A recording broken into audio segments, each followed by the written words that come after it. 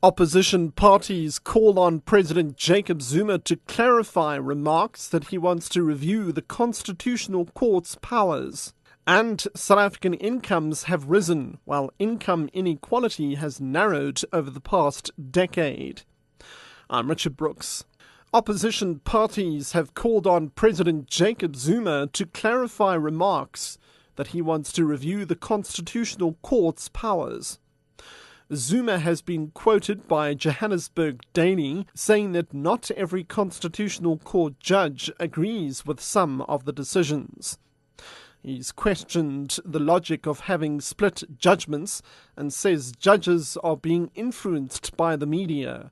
DAMP Dean Smuts says Zuma will find that he is on the path to a full-blown confrontation with the Constitutional Court if his remarks really mean what they seem to mean.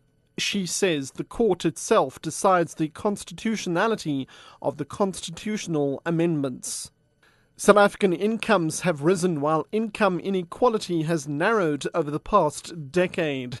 AdCorp Labour economist Lone Sharp says after inflation, incomes have risen sharply from 44,000 Rand a year in 2000 to 61,000 Rand. He says income inequality between the races has declined sharply. In 2000, the average black South African earned 15% of the average white South African's income, whereas in 2011, a typical black person earned 40% of a typical white person's income. About 14% of the black workforce earn as much or more than the average white employee. Czech businessman Radovan Krejcir and two co-accused have appeared in the Pretoria Magistrates Court for their alleged involvement in an armed robbery in October last year. State advocate Casper Kruger asked for a postponement pending further investigations. The case has been postponed to Thursday. Krejcir stands accused of robbing a Pretoria West shop at gunpoint and fleeing with about 200,000 Rand in cash. Cricket South Africa has unveiled the New Age Impi as the seventh team to take part in this season's My Way 2020 challenge.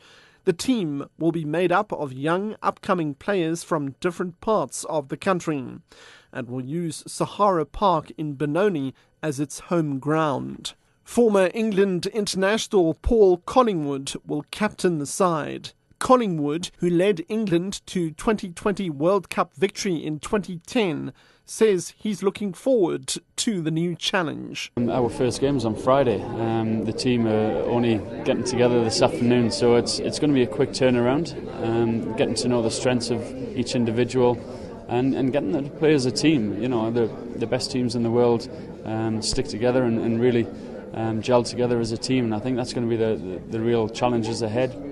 But you know, we believe we can do that. We've got a great backroom staff who obviously know the local guys very well.